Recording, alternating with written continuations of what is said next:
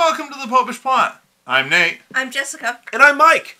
Today we're back with another installment of our defense of the defendant, or as we've been told to call it, our report from G.K. Chesterton's The Defendant.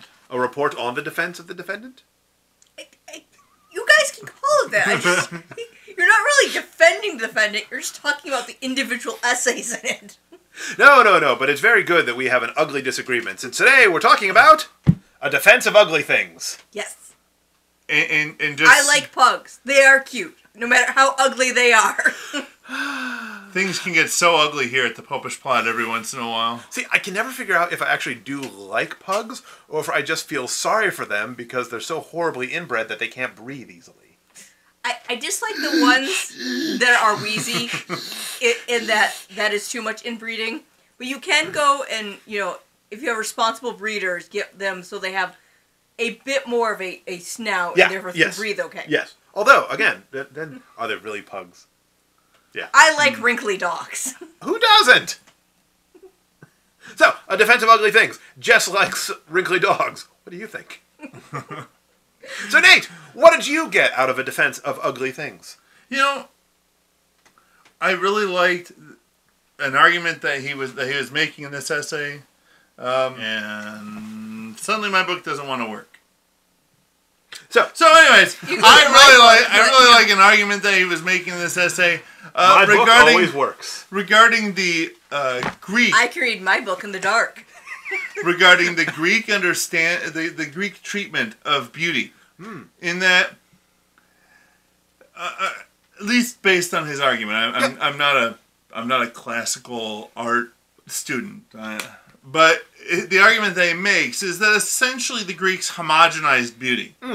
That, rather than finding beauty in the individual differences, they tried to find beauty in the collective sameness. That is correct for early Greeks, if you were paying attention to the show we were watching when we went to sleep last night. I was not. Of course not. You complained about it being on and then probably fell asleep. That sounds like me. In his defense, he made his position clear. But, later Greek art did have a bit more individualization, but early to mid art was very much, this is the idealized form of what it should be. But the point that he makes is that in reality, the beauty is not in the things.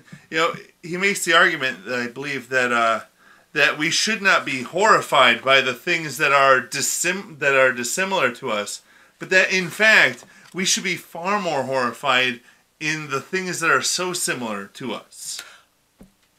I could not help but think about our contemporary culture of personal beauty and attractiveness. Exactly. Think about how... Now, this is something that affects our sisters much more than it does us, but... That's fair. How many women have beat themselves up for years because they don't fit some airbrushed, photoshopped fashion magazine standard of beauty?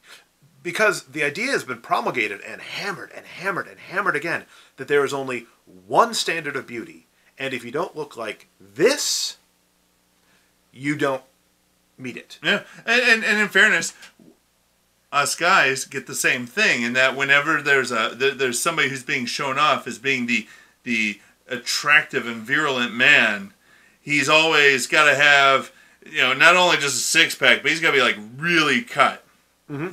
Very well defined, so defined in fact that you can see like muscle structures that shouldn't be notably visible. See, but the beauty of it is, because I'm really good at rationalization, whenever I see a guy who's super cut, I just presume that he's juicing. That's fair. Even if he's not, even if it's just, he's just defined, he's not horribly bloated, so like, there's no actual reason to presume that he's using steroids.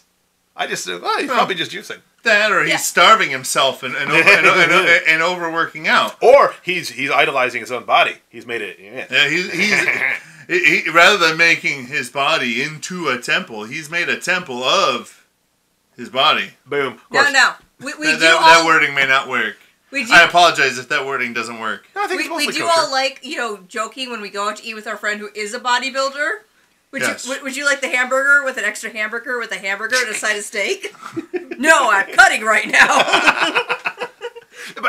but just this notion that there is only one standard of physical attractiveness, that this is attractive and nothing else is. Whereas I would assert that what is much better is to appreciate the individuality of each person.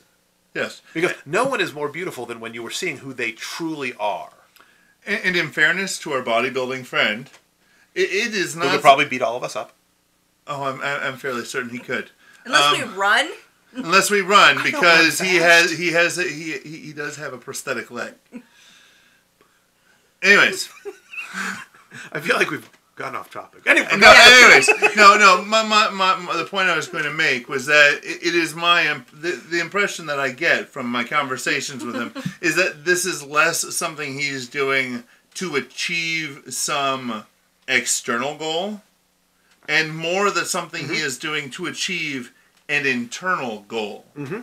So not all bodybuilding is bad. Yeah. It's We've got nothing against Bishop Barrett and everyone who works at Word on Fire. I do have to wonder what the We'd love to be on the show. Just give us a call. Like we'd like you to be part of our network. We gotta lift what more. Can you bench press? It's the gun show over there. Yes. Look, if I have to, I will. Okay. I really like this line. Rembrandt declared the sane and manly gospel that a man was dignified, not when he was like a Greek god, but when he had a strong, square nose like a cudgel, a boldly blocked head like a helmet, and a jaw like a steel trap.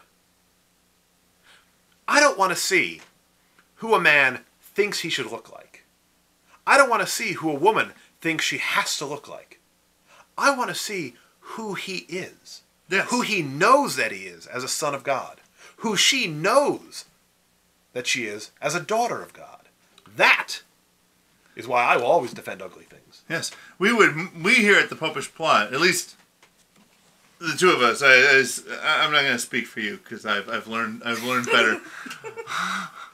we would personally rather see somebody exemplifying what's the inside, rather than trying to match what everybody says their outside should look like. Mm-hmm.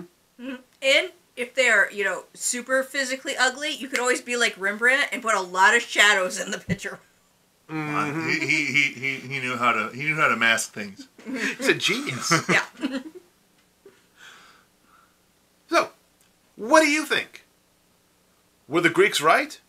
Should everyone have to fit a single physical ideal? Or is there beauty in things that are unconventionally beautiful if they are as they're meant to be? Go ahead and comment down below. Keep up the discussion.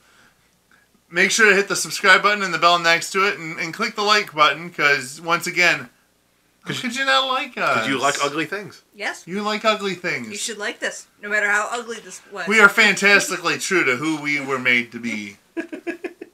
And until next time, remember to live your faith. Love your faith. Share that love. There are some people who state that the exterior, sex, or physique of another person is indifferent to them, that they care only for the communion of mind with mind.